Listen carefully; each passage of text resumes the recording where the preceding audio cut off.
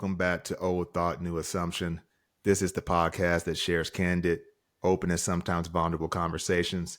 We're your host. I'm Victor. And I'm Brandon. Today we're talking about how financial independence plays into individualism, relationships, family, and lifestyle. And we'll dive into job satisfaction. All sorts of things I know you all are going to really enjoy. So without further ado, let's jump right into the episode. Hope you all like it. And if you do, leave a comment and make sure to check out all our other episodes. There are links in the description so you can check out our TikTok or Instagram. I'm sure all of you are going to get a lot out of this conversation. So we'll see you in a second when it starts. Peace.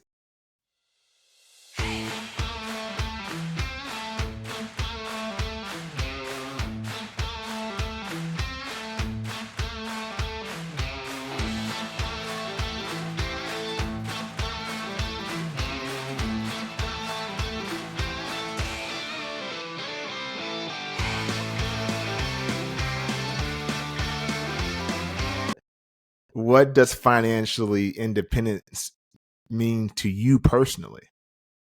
Like, how would you define it? Being comfortable. Where financial independence to me is the ability to put your non-negotiable essential bills on auto pay. So it sounds like it's more tangible for you. Yeah, in the sense where you're not living paycheck to paycheck. You're able to say, you know what, and this may be cultural, in the sense Cultural that, versus regional. hey, I can put this light bill on auto pay. I could put this utility on auto pay. I could put my mortgage on auto pay. I could put my car note on auto pay because I don't have to worry about, well, I get paid on the 18th. Maybe if I pay it 2 days late, as long as I don't go past this date, they won't charge me. That's financial independence when you don't have to worry about that, right? When you can say, I ain't been broke in a minute, right? And broke is, I got a lot of time left or a lot of month left in this month and not a lot of check, right? Where you're like, hey, I got paid. Today's Friday. Let me go to Red Lobster. And then you're like, hey, that weekend was great. Next weekend, can I go over to McDonald's and get that value meal, that dollar menu? Let me get the double cheeseburger for $1 because I spent all my money. That's financial independence, right? Mm-hmm. Where you just don't have that pressure of, am I going to have enough today to live today, right? That's how I see it. What about you? I see financial independence as more as a mindset, because I think you can have all those things, right? Is that, again, it's the allocation of resources, time Yeah. and space and energy. So, Yeah. right, someone could be making, because there's different aspects to it, right? I think there's, like, in college, right? There's certain things where if you can afford that McDouble that day on that Tuesday, you could feel that you have financial independence. You get paid on a Friday, you get paid weekly, and you get your paycheck. You feel that you could feel financial independence until next Wednesday when it's all gone. So it really is a mindset, and I believe it. Yeah, I believe it's just a little bit more holistic. Yet that there is tangible things to it, but the tangible things that you put your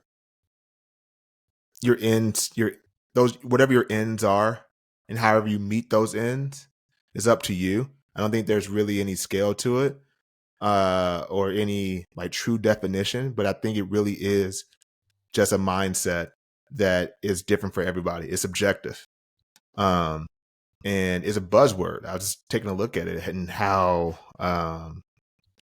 Investopedia defines it, right? Mm. It came from this movement called FIRE, financial independence, retire early, is a movement of people devoted to a program of extreme savings, an investment that aims to allow them to retire far earlier than traditional budgets and retirement plans would permit. It came from a 1992 best-selling book, Your Money or Your Life, or Your Money or Your Life by Vicky Robin and Joe Dominguez. And it was popularized in 1992, right? And so now it's a buzzword, but I don't think there was such thing as financial independence in the 70s, in the 60s, in the 80s. It is a buzzword. So to me, that's why it is a mindset, right? Because the next question, you define it as being able to be able to pay for things and just see the kind of the fruits of your labor in the way that you want to see it. But in the next thing, Yeah. it's like, what does it look like in your ideal scenario? What does that financial independence look like? Um, for me, it's basically the ability to live off my savings and my investments without having to rely on a traditional job, Mm, right? And so that's what we're working. While I've obtained a certain level of comfort, when I'm trying to pack it up and say, okay, I'm done working, I need to be able to have this, I look at Scrooge McDuck money vault, I need to have this money vault of money where I can live at this same level of comfort without having to go to Walmart and be a greeter, you know. Some Uh, people enjoy that.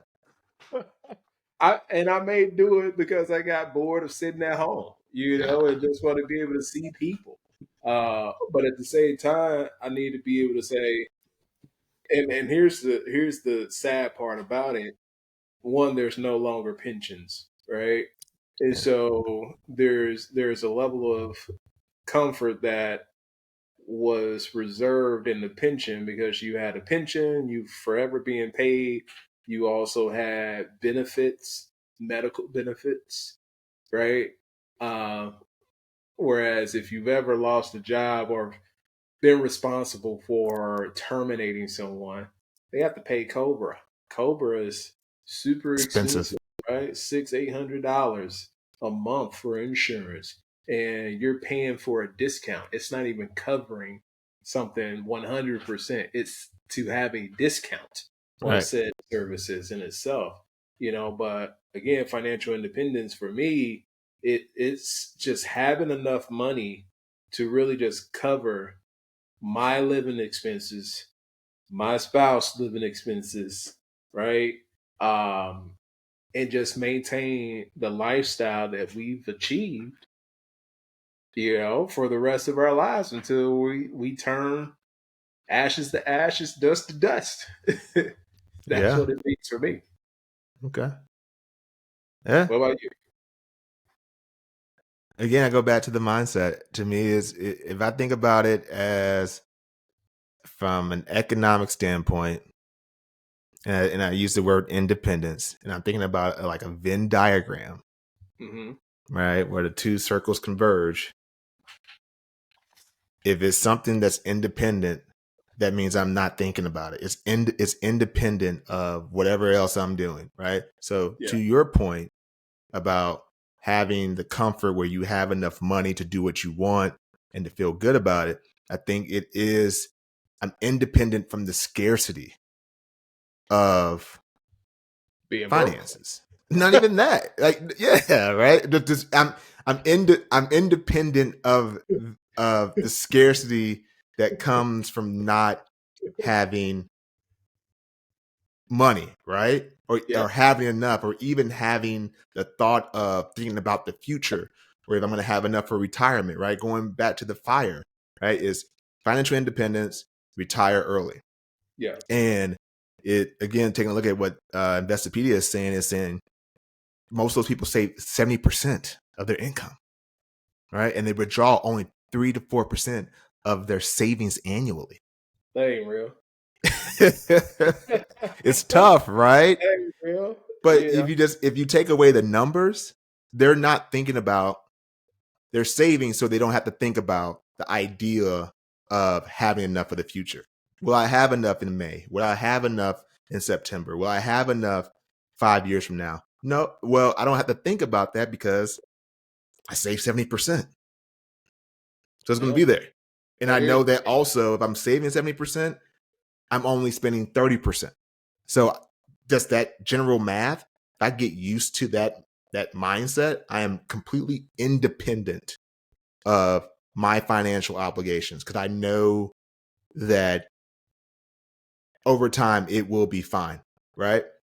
And it's to your point, yes, 70% is I would say probably the ceiling, right? And that's probably an idea, pie in the sky. But the fact of just saving in general Yeah. means that you understand that your future is important and it will automatically be okay because even if it's 3%, you're planning for it, right?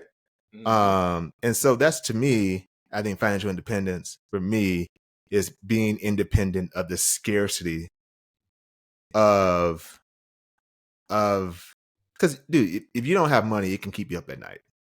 Right. If you Yeah. don't have the resources that you believe that you should have to sustain your life, it's gonna keep you up at night. Right. Being broke is stressful. Yes, but so Right. is scared. But I think again, broke is a buzzword. I think it's more about the scarcity. Even if you think about it, like from your health, right? You can have all the money in the world, Uh-huh. but if your health is like even your mental health or your physical health is not where you think it should be, it can keep you up at night. And you can have all the money in the world to to subsidize it, but if it's not where you want it to be, you have scarcity. If your love life's not where it wants to be, where you want it to be, that's scarcity, right? Yeah. Those things can keep you up at night. So those thoughts, those feelings, you're not independent from. Your conversion is right in the middle of your crap, and everything else can be good on this side. Everything else can be good on this side, but they're not independent, right? They're not independent, Yeah. and so you have that scarcity mindset. And yeah, sometimes it is monetary, but it can get greater. So we're just talking about finances. That's where I think independence is. It's like the mindset. 'Cause even folks who are, you know, part of the 1%, they still have a scarcity mindset, right? Because I bet I can almost guarantee you, folks that who are, I would say billionaires, look at their bank account more than thousandaires because they say, I can't imagine Being losing all broke. of this. I know Being broke. I can't imagine losing all of this. Right? Being Even broke. no, not even broke. Okay, say if you had 5 billion in the bank, right? And you saw overnight that change to 2 billion. You like, hold on. Hold on. What happened? Elon. That's that's a scarcity mindset. You know, Elon. but Elon doesn't have that scarcity mindset about money. But he had that happen. And did he stop? No, he went and made it back. There you go. Yeah. And they do the But same thing. They go and make it back. But it's a scarcity mindset that keeps them going, right? Because they could just stop and say, "This is good enough." Like even if Elon cashed out, he would be fine. Yeah. He would be absolutely fine. But it's the scarcity mindset of saying it's never enough. And so when you're not independent of that mindset, it can No, drive you nuts. it's always never enough. I think I've had this conversation with you before. I can go back to 20 2012, 2013, and I think I posted this on Facebook. I'm like, I'll just be happy making $50,000, right? That ain't enough money. Well, well, That ain't given enough money for anybody, right? I think it can be. I think It it absolutely can be. Yeah, you are living a minimalist lifestyle, and any dreams and aspirations of grandeur that you want, unattainable. All right, unattainable. Of 50,000. I just went to the store today, grocery store. I got probably 12 items, maybe 15. $186. $186. That was 5 bags, and they weren't even full. All right. They weren't even full. I just go back to the old days, man, where it's like you will go to a grocery store and you'll see that lady with those 2 or 3 kids, and that cart is filled to the brim. That was like $186. And you're like, I can't believe they spending that much money. And now you're like, dude, this cart is empty. There ain't Yeah. even nothing in the bottom, right? Ain't nothing in the bottom. And it was $186. And I gladly inserted my card, Yeah. Swipe it. right? And it was like, yep, I'll see you next week Yeah. for my next deposit to your store, Same time, same place, same channel. right? $186. And so that's why I go back to that, like $50,000 is never enough.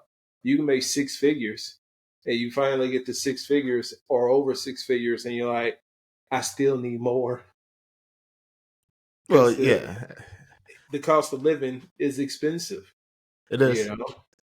And I Yeah. don't want to go on a tangent, but they also tax us, right? So let's think about this. Think about your paycheck, right? Mm-hmm. Luckily enough, we're in the state of Texas. So we don't get state taxes taken out. So it's just federal tax. But on that federal tax, I've already been taxed on my paycheck federally. Uh-huh. And then I go to the grocery store and they tax me again on the money that I've already been taxed on. Right? How is that even right? Well, I That think doesn't make that, any sense. well, I would say this. I think in a capitalistic society, that is how the system has to be ran. Because I'm offsetting their taxes. I think you're offsetting everything. I think So you're off. nobody offsets my taxes. Well, you would never off. Well, how else would you offset your usage, right? So this is. I think it's more psych. Like I agree with you from a societal perspective, right? Yeah. Where yes, there is an essence of lack of fairness that says like I am the employee, then thus paying other employees. But if you ever have an opportunity to go to another country where you have more socialism or you have more communism and you see the lack of opportunities, the lack of resources due to overconsumption. Oh, you saying it's a fair trade then? I didn't say that. I think that it is a trade off, right? That was one of the things that we talked about. Like that's why I always tell everybody to, you know, if you're going to study something either independently or in college, it should be economics. I'm just going to be a proponent for that because I think you really understand the psychology behind spending and consumer spending and rationale. Great book by Paul Krugman that's back there called the Irrational Theorist, right? And it's just talking about like when you how people spend. It's based off what you think is rational. Just like your story about the grocery store. You had those items in there and you rationally speaking, you said, yeah, today I'm going to do that. Right? But you have no scientific evidence to suggest that decision. Right? You have no data to back up that What do you it mean? I don't have any scientific evidence, like but you like as far as don't like buy it. I'm gonna be hungry. yes, that's biological though, right? Like yeah, and I get it's a science component, but what I'm saying like as far as like data to support that decision, right? You don't bring out data that says maybe I should wait till tomorrow because those prices will get less expensive. What was that? I think that that was the AI saying that that was probably a good clip. So yeah, that's going to Graham. I'm going to go ahead and point that as a good cut. That is, there we go. I didn't do it. But yeah, so I think that that's what it comes down to. Like you're rationalizing that because you don't even have evidence to say that is this going to get worse or is it going Yeah. to get better? All you know is that to your point, when what you're talking about is what in economics we talk about as elasticity. Think about it as a rubber band, right? Okay. How far can you stretch your hunger until you're willing to give in? And so that's why like gasoline is an inelastic good because you need gasoline for your vehicle. So while you can harp at the prices today, Saturday, if you're on E, you're going to pay it. You may not fill it up, but and you may disagree with that price, but you're like, I need gas. I need gas. So it's inelastic, right? Because you cannot stretch it so far. But something like maybe a ribeye steak is an elastic good, right? You can stretch. There you go. You rationalize that. You see what I'm saying? You see what I'm saying? But And it was so $7. it was $7. You thought today it was a deal because previously you probably saw it, but you didn't mark the day that you saw it. There it is again. You see that? Maybe Yeah. that's an Apple thing. I don't know. And so, but you didn't mark the day that you saw that today, Saturday at 2:30 p.m. I saw that this ribeye steak for at this many pounds was this. I suggest that I challenge you to do that and go back next Saturday and Oh yeah. see if that price is the same. So you should only buy ribeyes on Saturday, right? Well, I only buy them when they're under $10. And that's your rationale. And there may be someone who says, I only buy when that shit's under 15. Yeah. You know what I'm saying? So we I'm not always buying the prime ribeye that's at $17 because right. I'll be able to get it for $7 Correct. And eventually right. And imagine how many ribeyes you would possibly pick up if they were just free. if they were just free. Yeah. I probably wouldn't pick up any because I'm like something's wrong with them. Why are they free? There's your rational thought again with no evidence. With That's no like evidence, free food. right? With no evidence. That's what we call confirmation bias. Well, look, Right? you see, somebody cloned Tyrone. They started giving out chicken, man, and something See? was wrong with the chicken. There Something you was go, wrong with man. the chicken. all Nothing. your all your rationalities are, and then you put price there, but it's all to say that it is a trade-off because you even having the opportunity to have that conversation is in your head is Yeah, because you're at a job that you're mostly satisfied with that pays you an income so that you can have the financial independence to make those choices. yeah, um but if you go to any other country, man, that's those freedoms aren't there because you don't have a proper taxation system, right? That says, hold on, think about it, and it governs your consumption naturally, right? Because taxes are voluntary. Let's just be very real. Their tax evasion, right, is simply tax evasion is simply you evading the bill, right? Right. And then you have the tax. What's the other one? Tax evasion. I think it's fraud or something like that. I know the other one, right? Is that the fact that you are fraudulently trying to get reimbursements, right? But at the end of the day, it's something that you're voluntarily doing. It's not against the law to not pay your taxes. It's not against the law. It's not. Oh, but if you have a bill, like for as instance, like as West, Western. like you know what happened?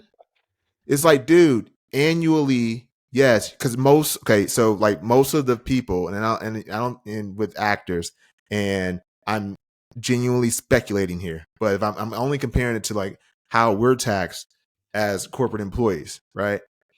They're not taxed the same way because they are contract workers. And so then thus you are responsible for taking out your taxes independently as an actor. As a 1099 worker, you are responsible for taking out the percentage. Yeah. Same thing happened to Chris Tucker. Listen, man, if you made a come up, if you made a come up and you don't have a CPA in your back pocket who tells you like, yo, that 5 mil that you made, you should really take out 25% of that. Well, you only have a CPA if you're financially independent. Maybe. I mean, but the thing is, the fact of the matter is that that comes into the realm of evading because Yeah, you should know better. That it can't all be yours. You know what I'm saying? it should be. It's I that's mean, right. But you can also find out a way to then put that towards other things so that you're not paying all of that. But yeah, that's where people get into fraud. So yeah, again, it's never the fact that because there's a lot of people who don't pay taxes because they don't legally have to. yeah, But if we know who you are and it's been reported that you made this and you've gone consecutive years of saying like, nah, I ain't paying it, that's evasion. You know what I'm saying? Like you're evading it. And so that's where you get in trouble. But if you go to like, for instance, like in India, right? I think India has more people per capita than China, right? But one of the biggest problems in India, we did this in a case study in B school, was and it was about cell phones, right, and getting people's social security numbers. I would say 20% of India's population has social security numbers. They cannot track who is coming to stores, who are going in and out to different merchants. There's so much fraud there. And their currency is completely whacked to the point where their prime minister devalued their currency. Literally said, the paper stuff, the fiat currency, we will no longer use. They're literally on digital currency now because it got so bad because they could not track people. Like people couldn't get bank accounts because they didn't have parcel addresses. Right? They would go there like, so where do you live? Oh, like by the cows and the trees. Well, we don't know what that is because they don't have a mail system. What pays our mail system? look at my houses either. They stay in shanty homes. Well, okay, Yeah, okay. stuff like Cut. that. And I don't. Cut. I'm just saying, it's the reality. But You can go to Google Maps and do an aerial view or whatever you want to, and it's like, oh, okay, that place that you're living in, it doesn't have a physical address marker at mm, all, yeah. right? So you can't track where people live, and so they have a big problem with that, and it causes a lot of fraud, right? A lot of identity theft, and so and what pays for our mail system? Our taxes. It is a trade off, right? And the fact that we can get a telegram, and I'm not saying it's the best system in the world, but it's better than a lot of other places in the world, even the UK, right? As far as their mail system, it's awful, man. Um, Mail though. what's that?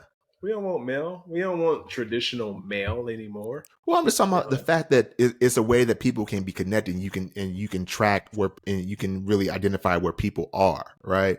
Per per per Mm. land parcel. And so, like the things, like that's why taxes exist, right?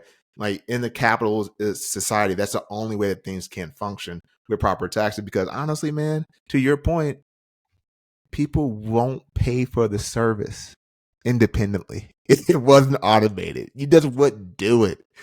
To your point about who needs mail, if I told you you had a choice, if you had a choice to pay the USPS every month, you'd be like, I ain't Nope. using it. I don't want Nope, it. don't want it. And so, guess what's going to Yeah, happen? send my mail through Amazon. Guess what's going to happen? You're gonna have shortages of workers, shortages of supplies, and we're gonna have a problem, right? And so that's what happens. So, but I need to give you a hand clap. yeah, shout out to college. College. We love you, Joe College. I only missed one class whole time. You don't even remember the teacher name, do you? For which yeah, dude.